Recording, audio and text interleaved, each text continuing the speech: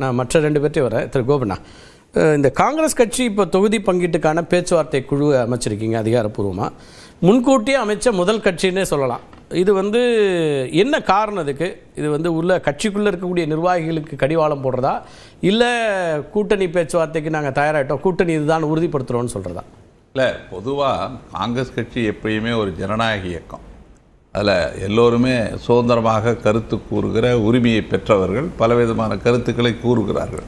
அந்த முடிவெல்லாம் பல மாநிலத்தில் எதிர்வினை ஆகுது. இல்லை அது இயல்பாகவே இந்த கருத்து வேறுபாடு என்பது காங்கிரஸில் எப்பயுமே இருக்குது. இன்றைக்கி கருத்து வேறுபாடை கட்சி கூட்டத்துக்குள்ளே பேசுறது ஒரு கருத்து வேறுபாடு, கருத்து சுதந்திரம்.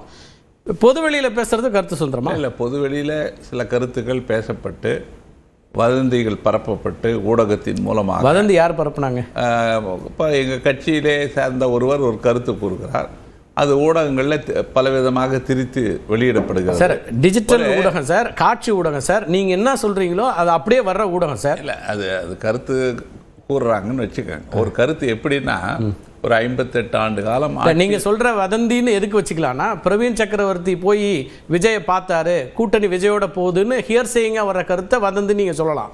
ஆனால் ப்ரெஸ் மீட் வச்சு பேசுறத வந்து நம்ம சொல்ல முடியாது. நான் என்ன சொல்கிறேன், இப்போ ஒரு காங்கிரஸ் கட்சியில் இருக்கிறவங்க 58 ஆண்டு காலமாக தமிழ்நாட்டில் ஆட்சியில் இல்லை. அவர்களுக்கு ஒரு ஆதங்கம் இருக்குது, எதிர்பார்ப்பு இருக்குது. இந்த முறை ஆட்சியில் பங்கு கேட்கணும், அதிகாரத்தில் பங்கு கேட்கணும்னு ஒரு விருப்பம் இருக்குது. இது எல்லாத்தையுமே அகில இந்திய தலைமைக்கு சொல்லப்பட்டது. அகில இந்திய தலைமை இப்பொழுது முடிவெடுத்து எல்லாவற்றுக்கும் முடிவு கட்டுகிற வகையில் கிரீஷ் சொடங்கர் என்று தமிழக காங்கிரஸ் பொறுப்பாளர் தலைமையில் தமிழ்நாடு காங்கிரஸ் தலைவர் செல்வ பிறந்தை உள்ளிட்டவர்கள் எல்லாம் போன்ற ஒரு குழு அமைச்சர். ஒரு வலுவான கட்சியாக காங்கிரஸ் இங்கே இருக்குது, தவிர்க்க முடியாத சக்தியாக இருக்குது. கூட்டணி ஆட்சியில் இடம் பெறலைன்னா, காங்கிரஸ் இல்லைன்னா நமக்கு பெரிய பலவீனம் ஆகிடும்னு ஒரு கட்சி முடிவெடுக்கணும்ல சார். கூட்டணிகள் அப்படி இருந்தால் தானே அந்த டிமாண்டுக்கு ஒரு வேல்யூ இருக்கும். இப்போ அதிமுக இல்லை வாங்க நாங்கள் உங்களுக்கு கூட்டணியில் ஆட்சியில் பங்கு கொடுக்குறோன்னோ, இல்லை விஜய் யாராவது கேட்குற இடத்துல ஒரு ஸ்ட்ராங்காக இருக்கும்போது நீங்கள் சொல்லக்கூடிய எல்லா கருத்தும் ஓகே. அப்போ அது இல்லையா? அது என்னவா புரிஞ்சுக்கலாம்? அந்த மாதிரி கருத்து கூறுவது தவிர்க்கப்படணும், முடிவு கட்டணும் என்ற வகையில் இந்த ஐவர் குழு அமைக்கப்பட்டது. அதான் காரணம். ஆமாம், இது ஏன்னா ஒவ்வொருத்தரும் ஒரு கருத்து சொல்லும்போது அது கூட்டணிக்குள்ளே ஒரு சலசலப்பை ஏற்படுத்துகிறது. ஏன்னா நாங்கள் 2004 2024 வரைக்கும் 21 ஆண்டுகள், ஒரு தேர்தல் 2014 தவிர அனைத்து தேர்தல்களிலும் திராவிட முன்னேற்ற கழகத்தோடு ஒரு கொள்கை சார்ந்த மதசார்பற்ற கொள்கையில் நம்பிக்கை கொண்ட ஒரு கூட்டணியில் நாங்கள் பயணிக்கிறோம். அந்த கூட்டணி என்பது கட்டுக்கோப்பாக இருக்கிறது. இப்போ இந்தியா கூட்டணி, மதசார்பற்ற முற்போக்கு கூட்டணி, திமுக தலைமையில் காங்கிரஸ் உள்ளிட்ட கட்சிகள் இருக்கு. இப்போ நாங்கள் அடுத்த கட்டமாக வருகிற தேர்தலை நாங்கள் எதிர்கொள்ள போகிறோம். எங்கள் கட்சியில் ஏதோ நிறைய குழப்பம் இருப்பதை போல நண்பர் குபேந்திரன் பேசினேன். நான் யாராவது ஏதாவது ஒரு கருத்தை சொல்லுவாங்க.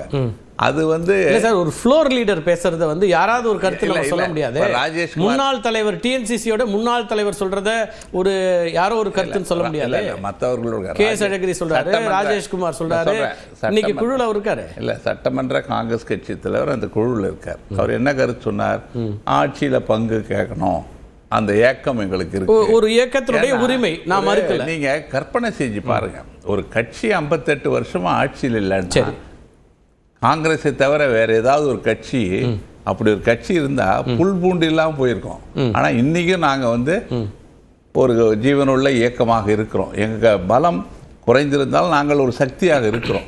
இன்னைக்கு திராவிட முன்னேற்ற கழகத்துக்கு உறுதுணையாக இருக்கிற ஒரு கட்சியாக நாங்கள் இருக்கிறோம்.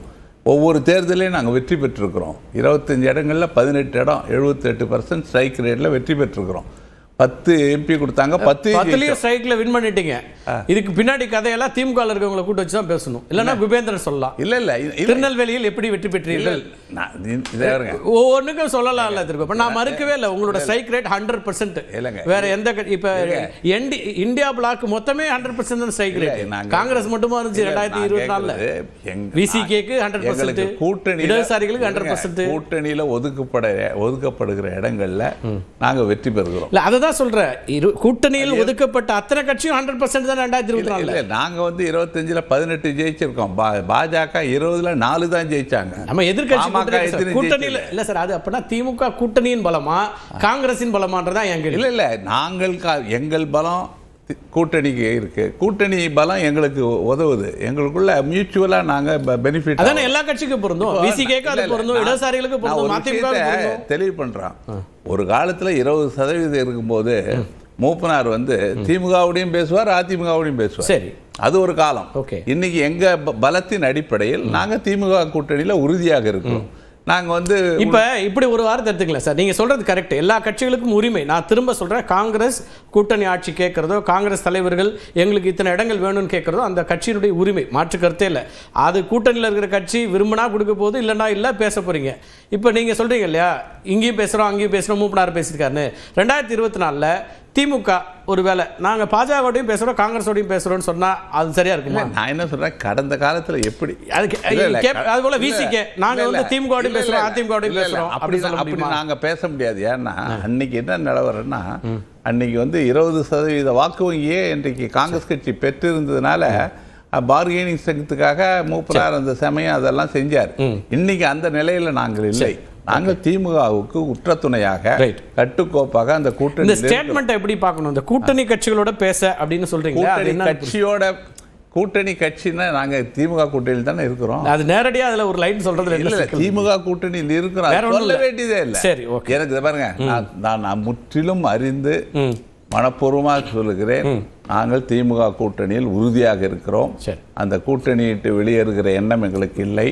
அதே நேரத்தில் எங்களுக்கு சிலவற்றை பேசி முடிவு செய்ய வேண்டியிருக்கு. எங்க காங்கிரஸ் தலைமையும் திமுக தலைமையும் பேசி அது உங்க உரிமை. நீங்க எவ்வளவு இடங்கள் கேட்கலாம், என்னென்ன இடங்கள் கேட்கலாம், எல்லாமே உங்க உரிமை. எங்க கூட்டணிக்கு மற்ற கூட்டணிகளை ஒப்பிடுகிற போது வெற்றி வாய்ப்பு பிரகாசமாக இருப்பதற்கு என்ன காரணம்னா, எங்க கூட்டணி கட்டுக்கோப்பாக இருக்கு. அது இந்த முறை இருக்காங்கிற கேள்விதான் எதிரணியில வைக்கிறாங்க. ஏன்னா எப்போதும் இல்லாத அளவுக்கு வெளிப்படையா சலசலப்பு இருக்கு. கூட்டணியில என்ன சலசலப்பு? ஆமா, இப்ப விமர்சனங்களை வெளிப்படையா விமர்சனம் இல்ல, ஆட்சியில பங்கு கேட்கறது சலசலப்பா? ஆட்சி பங்கு மட்டும் இல்ல, ஆட்சி மீதான விமர்சனமும் வெளிப்படையா கூட்டணி கட்சி பேசுறாங்க. திராவிட முன்னேற்ற கழக ஆட்சியை பற்றி ஆக்கப்பூர்வமான சில விமர்சனங்கள் வருமே தவிர, எங்களுடைய இது என்னன்னா, திராவிட முன்னேற்ற கழகமும் வலிமையா இருக்கணும், காங்கிரஸும் வலிமை பெறணும். அந்த வகையில கூட்டணி அமைய வேண்டும். Okay, right. கூட்டணி ஆட்சி அமையணுமா, கூட்டணி அமையணுமா? கூட்டணி அமையணுங்க. சரி, ரைட். பேச முதல் கட்ட கருத்தை எடுத்துக்கிறேன். மணிகண்டன் பேசிட்டு வந்துடுறேன். திரு மணிகண்டன், இந்த பக்கம் எல்லாம் கிளியர் கட்டாக இருக்குது. எதிரில் அதிமுகவில் இன்னமும் பாஜக அதிமுக தாண்டி அடுத்த கட்ட கியரில் செகண்ட் கியருக்கே போகாமல் வண்டி போயிட்டு இருக்கு அப்படின்ற விமர்சனத்தை எப்படி பார்க்குறீங்க? நியூஸ் 18 சொல்லதிகாரம் நேயர்களுக்கு என்னுடைய வணக்கம். கார்த்திக், ஆடியோ சரியா இருக்கா? நல்லா இருக்கு சொல்லுங்க. சரியா இருக்கு. ரைட்டுங்க. அதாவது காங்கிரஸ் கட்சியுடைய ஒரு மிக மூத்த தலைவர் தமிழகத்தில் இருக்கக்கூடிய திரு கோபண்ணா அவருக்கு ஒரு வார்த்தை சொன்னார். திரு ஜி.கே. மூப்பனார், ஜி.கே. வாசன் அவர்களுடைய தந்தை வந்து ஒரே நேரத்துல திமுகவோடையும் பேசுவார், அதிமுகவோடையும் பேசுவார் அப்படின்னு சொல்லி சொன்னார். என்னுடைய அரசியல் அறிவுக்கு எட்டின வரைக்கும் திரு கருப்பையா மூப்பனார் ஐயா அந்த மாதிரி ஒரு பேச்சுவார்த்தையில் ஈடுபட்டதா எனக்கு தெரியல. 96ல ஜெயலலிதா கடுமையான எதிர்ப்பலை அடிச்சதுடனே 2001 அது நடந்துச்சு. இல்ல சார், 2001 வந்து அதாவது முதல்ல 96ல ஜெயலலிதாவை கடுமையா எதுக்கணும் அப்படிங்கறதுனால அவர் அந்த திமுக கூட்டணிக்கு போனார்.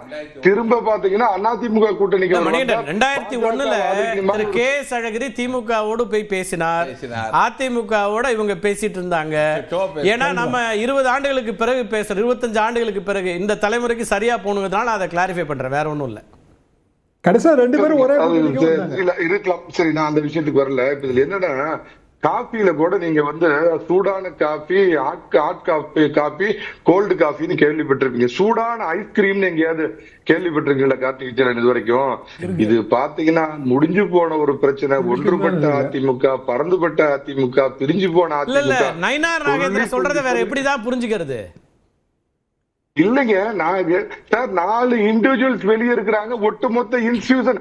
அவங்க பிரிந்து போன அதிமுக யார் சார் அவங்க பின்னாடி இருக்கா? செங்கோட்டையில் நீக்கிட்டாங்களா? அவர் நிலம் தவிர யாராவது பின்னாடி போனாங்களா சார்? திரும்ப திரும்ப திட்டமிட்டு வர்றவங்க எல்லாம் ஏதோ அதிமுக 4 ஃபேக்ஷனா பிரிஞ்சுக்காங்க.